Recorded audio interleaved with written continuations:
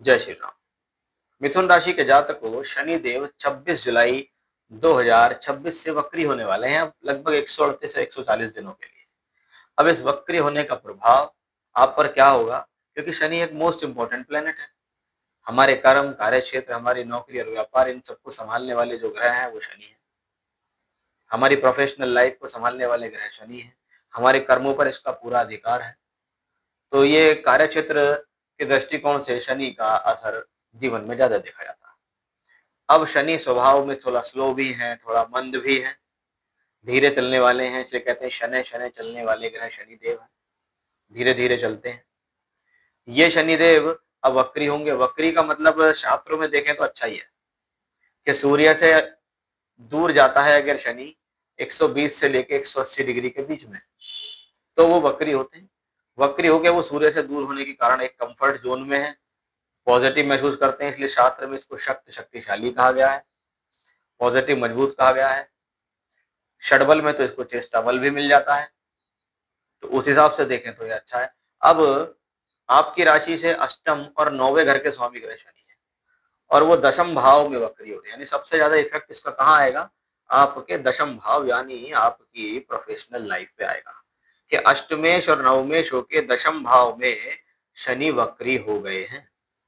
अब वक्री होने में अगर हम देखें तो सबसे पहले करियर और कार्य क्षेत्र के दृष्टिकोण से चलिए इसको हम देख लेते हैं, क्योंकि 10वां भाव कर्म स्थान है, और कर्म स्थान पर अगर शनि वक्री है तो सीधी बात है आपके ऊपर काम का बोझ पहले के मुकाबले बढ़ेगा। आप नौकरी कर रहे हैं या आप व्यापार कर रहे हैं, लेकिन आपके ऊपर काम का बोझ पहले से ज्यादा बढ़ने वाला है। जिम्मेदारियां आपको बढ़ने वाली हैं। कोई पुराने और अधूरे काम आपको फिर से करने पड़ सकते हैं इस दौरान। तो इस दौरान इन चीजों का आपको ध्यान रखना है। पदोन्नति में देरी, यानी अगर बहुत बार क्या होता है कि जी हमारा कोई प्रमोशन था और वो प्रमोशन थोड़ा सा रुक गया, थोड़ा सा डिले हो गया, इंक्रीमेंट हो रहा था, हमारा फायदा हो रहा था, लेकिन उसकी फाइल जो है वो थोड़े समय के लिए रुक गई। सहकर्मियों के साथ तालमेल बिठाने में इस दौरान थोड़ी सी प्रॉब्लम्स आपको आ सकती है, इसलिए उस चीज को मेंटेन करके चलें। किसी बड़े बदलाव या नौकरी का फैसला अगर आप बदलाव का ले रहे हैं तो बहुत ठोक बजाकर, बहुत सोच समझ कर लें कि मैं ये जो कर रहा हूँ सही कर रहा हूँ या नहीं कर रहा हूँ, क्योंकि शनि अष्टमेश भी है। अब अष्टम भाव एक खराब भाव है, उसका स्वामी ग्रह अगर दशम भाव में वक्री हो रहा है तो वो 8th हाउस रिलेटेड चीजों को स्ट्रांग भी कर रहा है, और उसका कर्म से संबंध है। तो प्रोफेशनली फैसले बड़े सोच समझ कर आपको लेने हैं। किसी भी तरीके की जल्दबाजी आपके लिए नुकसानदायी हो सकती है, इसलिए बहुत नेसेसरी है तो एक्शन ले, अदरवाइज जैसा चल रहा है वैसा ही उसको चलने दें। अगर हम फाइनेंशियल दृष्टिकोण से इसको देखें तो पुराना निवेश, यानी पहले किए गए किसी निवेश में अचानक से लाभ मिल सकता है, ये आपके लिए पॉजिटिव है। लेकिन धन के मामले में सावधानी फिर भी बरतनी पड़ेगी आपको। खर्चों पर थोड़ा सा नियंत्रण रखें, क्योंकि वक्री ग्रह की दृष्टि शनि की 12वें भाव पर पड़ रही है, और शनि की जो वक्री दृष्टि है आपके व्यय स्थान पर है। बिना वजह का खर्च हो सकता है, अनावश्यक खर्च हो सकता है, बिना वजह की यात्रा पर खर्च हो सकता है, जिससे आपका थोड़ा जो बजट है ना वो हिल सकता है। इसलिए बजट बनाकर चलें। विशेष तौर पर ध्यान रहे जहां बहुत ज्यादा जरूरी है वहीं खर्च करना है। मानसिक और शारीरिक रूप से अगर इसको देखा जाए तो काम में दबाव के कारण स्ट्रेस हो सकता है, चिंता हो सकती है, थके थके महसूस कर सकते हैं, कुछ अनिद्रा, कुछ बेचैनी, कुछ आलस्य आपके जीवन में आ सकता है। लेकिन आपको अनुशासन रखना है, क्योंकि अनुशासन की कमी भी ऐसी स्थिति में होती है। तो स्वास्थ्य को लेकर लापरवाही ना बरतें, अदरवाइज आपको प्रॉब्लम हो सकती है। फिर आपको कोई जोड़ों का दर्द, कोई जॉइंट्स पेन, कोई पैरों से संबंधित तकलीफ इस दौरान संभव है।